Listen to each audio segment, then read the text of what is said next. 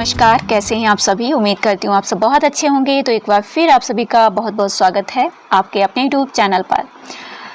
साथियों, हम यहाँ पे यूजीसी नेट पेपर फर्स्ट के लिए टॉपिक लेकर आते हैं। तो आज के इस क्लास में भी हम मोस्ट इम्पोर्टेंट टॉपिक लेकर आए हैं यूजीसी नेट पेपर फर्स्ट के लिए। आपको पता है कि यूजीसी नेट पेपर फर्स्ट जो है कितना मोस्ट इम्पोर्टेंट है, जहाँ आपको जो है बहुत ही सीरियस होकर पढ़ाई करनी होती है। जैसे आपका जो सब्जेक्ट है उसको तो आप पढ़ ही रहे हैं, लेकिन पेपर फर्स्ट को यदि आप सीरियस नहीं लेंगे तो आप ना ही नेट कर पाएंगे ना ही जेआरएफ क्वालिफाई कर पाएंगे। तो हमारे पास जो एक स्ट्रेटजी ये है कि हम डेली एक टॉपिक क्लियर करें। इससे पहले जो क्लासेस बनाई हैं हमने वो भी ऐसे टॉपिक उठाए जहाँ से लगभग 30 से 35 बार वो प्रश्न रिपीट हो चुका है अभी तक। और आज का जो क्वेश्चन है ये भी लगभग 20 से 25 बार रिपीट हो चुका है, डायरेक्ट भी। ठीक है, तो आप इसको सीरियस होकर देखिए और नोट डाउन करिए, अपने नोट्स बनाइए। आप डेली की क्लासेस से नोट्स तैयार कर सकते हैं, इससे आपका डेली एक टॉपिक क्लियर होगा। इसके अदर भी आप तैयारी कर सकते हैं। ओके, तो चलिए, जो भी विद्यार्थी यूजीसी नेट पेपर फर्स्ट पढ़ना चाहते हैं तो आप जो है इन क्लासेस से हेल्प ले सकते हैं। चलिए, पहला क्वेश्चन जो हमारा क्वेश्चन है इसको पढ़ते हैं और देखते हैं इसका आंसर क्या होगा और इसके बारे में हमें कैसे तैयारी करनी चाहिए। When in a process of reasoning, observation is followed by theory, hypothesis and interpretation, that approach to research is known as।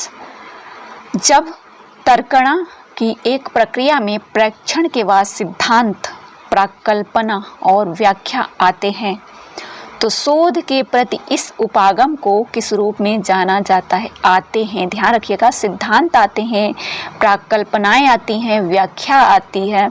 तो यहाँ पे आप देख ही रहे हैं कि ऑब्जर्वेशन करना, हाइपोथेसिस है, इंटरप्रिटेशन है, व्याख्या करना है, सिद्धांत है, प्राकल्पना आते हैं तो शोध के प्रति इस उपागम को किस रूप में जाना जाता है। पहले क्वेश्चन को ही ध्यान से पढ़िएगा, उसके बाद आपके पास ऑप्शन होंगे फॉर्मेटिव, स्टैंडर्ड या इंडक्टिव या फिर डिडक्टिव। तो यहाँ पे आपका सही जवाब जो है जब आते हैं, ठीक है, जब जैसे आगमनात्मक, ठीक है, जैसे चीज़ें हैं आपके पास, आप एकत्रित कर रहे हैं चीज़ों को, ठीक है, जब चीज़ों को एकत्रित कर रहे हैं तो यहाँ पे आपका इंडक्टिव रीजनिंग होगा, आगमनात्मक तर्क होगा। ठीक है, यदि सिद्धांत हैं आपके पास, उनकी व्याख्या कर रहे हैं तो आपका निगमनात्मक हो जाएगा, डिडक्टिव हो जाएगा। ठीक है, ये भी बहुत ही मोस्ट इम्पोर्टेंट। और हाँ, फॉर्मेटिव जो है, निर्माणात्मक जो मूल्यांकन है, इस पर भी हमने चर्चा की थी। ये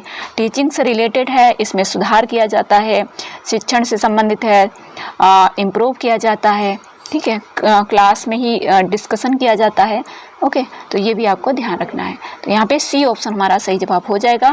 फिर से ध्यान से पढ़ लीजिए कि चीज़ें जो है सिद्धांत हैं, प्राकल्पना है, व्याख्या है, ये आते हैं तो शोध के प्रति इस उपागम को आगमनात्मक तर्क कहा जाता है। ठीक है, यहाँ पे इसकी व्याख्या भी दी गई है, जैसे जब तर्कणा की एक प्रक्रिया में प्रेक्षण के बाद सिद्धांत, प्राकल्पना और व्याख्या आते हैं तो शोध के प्रति उस उपागम को आगमनात्मक के रूप में जाना जाता है।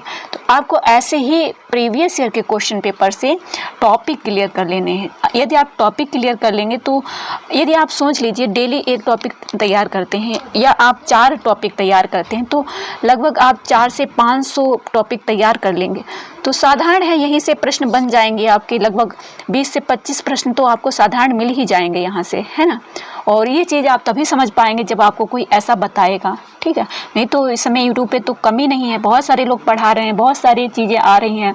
मुझे लगता है PYMCQ जो आपकी बहुत हेल्प करेंगे जो फर्स्ट पेपर है उसके लिए, तो आप इस तकनीक को अपना सकते हैं। तो चलिए मिलते हैं अगले टॉपिक के साथ। आपको वीडियो कैसी लग रही है हमें कमेंट बॉक्स में ज़रूर बताएं।